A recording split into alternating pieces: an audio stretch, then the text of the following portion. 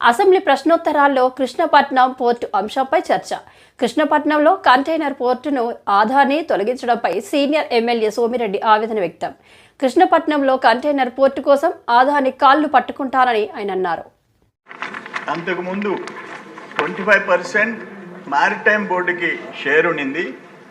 ఇప్పుడు జగన్మోహన్ రెడ్డి గారు ముఖ్యమంత్రి కాగానే దాన్ని కూడా అదానీ పోర్ట్ కంపెనీకి ఇచ్చేసేసి 0 షేర్ చేసినారు.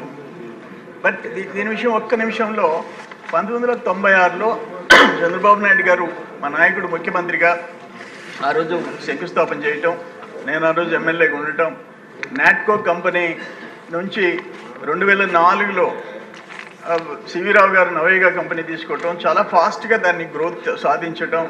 2000 దిశ ఇండియాలో 3 టాప్ పోర్ట్స్ ఉన్నాయి: ముంబై, చెన్నై, విశాఖపట్నం. దాంతో పోటీ పడే విధంగా 2019కి 6 లక్షల కంటైనర్లు అధ్యక్ష.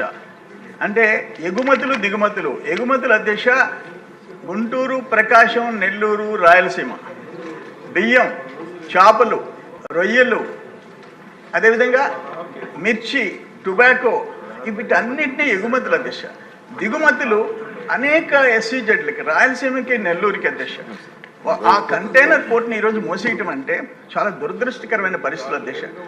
నా సబ్మిషన్ నా బాధ ఏంటంటే దాని మీద 2019కి అంతా 10,000 మంది ఉద్యోగాలు, ఉపాధి వచ్చింది అధ్యక్ష. 2,000 మంది లోపల పర్మనెంట్ జాబ్స్ అధ్యక్ష. 12,000 మంది పొట్ట ఈరోజు కొట్టేసేసినారు. నేను ఈ సంవత్సరం జనవరి 31 కంటైనర్ పోర్టు మూతపడిపోతుంది అని చెప్పేసి జనవరి 20వ తేదీ నేను ప్రెస్ కాన్ఫరెన్స్ పెట్టి చెప్పాను అధ్యక్ష. 31 మూతపడిపోయింది.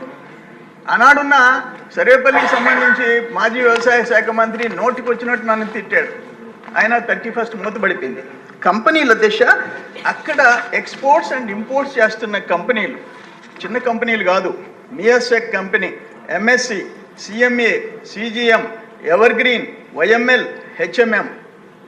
రాష్ట్రంలో సంవత్సరానికి రాష్ట్రానికి ఆదాయం 1000 కోట్లకు పోయింది అధ్యక్ష. ప్రత్యక్ష పన్నులు కానీ ఆ turn over of the goods మెల్లి టర్న్ ఓవర్లో వచ్చిన దానికి కానీ 1000 కోట్లు ఆదాయం పోయింది. 10,000 మంది పొట్టగొట్టేసేసారు. 2,000 మందిని పర్మనెంట్ ఎంప్లాయీస్ని అదానీ గారు బయటికి ట్రాన్స్ఫర్ చేసుకున్నారు. నేను ఒకటే కోరుకున్నాను అధ్యక్ష, 6,000 ఎకరాలు ఆ పోర్టుకి మేము ఇచ్చాం. మా రైతు బిడ్డలు ఇచ్చారు, గ్రామాల నుంచి తరలిపినారు. దాన్ని బేస్ చేసుకొని 6,000 ఎకరాలు కృష్ణపట్నం పోర్ట్ ఎస్సీజెడ్, దాన్ని బేస్ చేసుకొని 2,600 ఎకరాలు రిలయన్స్ థర్మల్ పవర్ ప్రాజెక్ట్. అది కాకుండా మ్యాన్కూర్ ఎస్సీజెడ్, శ్రీ సిటీ ఎస్సీజెడ్, ఇక్కడ కిసాన్ ఎస్సీజెడ్ 2,300 ఎకరాలు, వేల ఎకరాల దిశ. మళ్ళీ ఈ పోర్ట్ కోసం 6 లేన్ రోడ్, ఈ పోర్ట్ కోసం అనంతపురం వరకు రైల్వే లైన్, ఎన్ని వేల ఎకరాల దిశ. ఎన్ని వేల ఎకరాలు దీన్ని బేస్ చేసుకొని ఈరోజు మా కంటైనర్ పోర్ట్ మూసేసి only bulk cargo, dirty cargo, అంతకుమించి నేనేం చెప్పలేను. బొగ్గు, బూడిద, ఐరన్ ఆర్ మా నెత్తిన, బూడిద మా నెత్తిన. గ్రామాలు బతకలేని పరిస్థితి, శ్వాసకోశ ఇబ్బందులు ఎన్ని.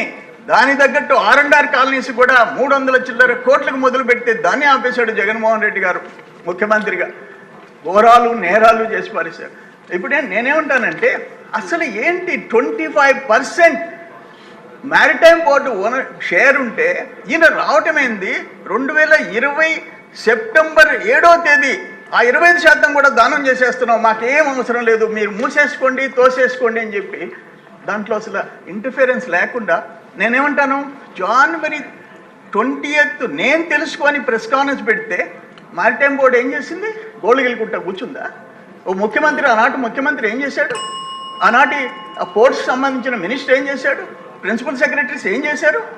అంటే ఇక్కడ మేము భూములు 1000 ఎకరాలు గ్రామాలు ఖాళీ చేసి ఈరోజు బూడిదని ఎత్తున పెట్టుకొని మేము మూల కూర్చోవాలా?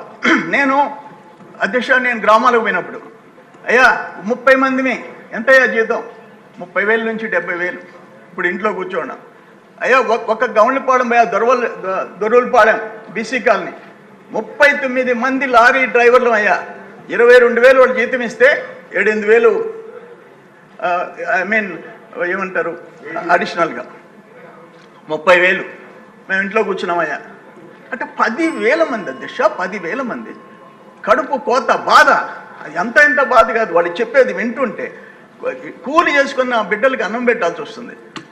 ఒక ఉద్యోగం మనం ఇస్తే ఇంటికి పోతే సంతోషంగా ఒక ఉద్యోగం ఒకరికి ఇవ్వగలిగామని చెప్పి సంతోషపడతాం. ఈరోజు 10,000 మంది ఉద్యోగాలు పెరిగేసేసాడు.